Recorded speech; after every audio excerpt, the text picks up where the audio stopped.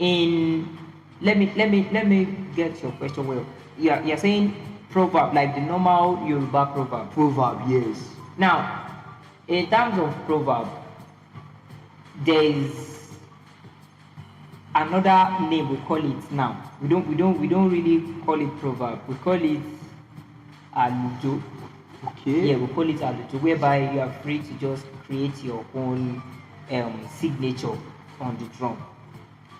Well, for this percussive instrument, Ōníbàtá, like I said, it's a percussive instrument, but you can decide to do a solo on it, whereby you can now create a signature. But majorly, the primary assignment of this drum is to accompany, not to lead. But I can create something now for you. For example, the program we are on now. The title of the program is Ōníbàtá of Áfrikà. No, like, I mean your Easywealth brand. Media. Yeah, let's just create something around your brand now. Okay. So we have Easywealth Media Hub. All right.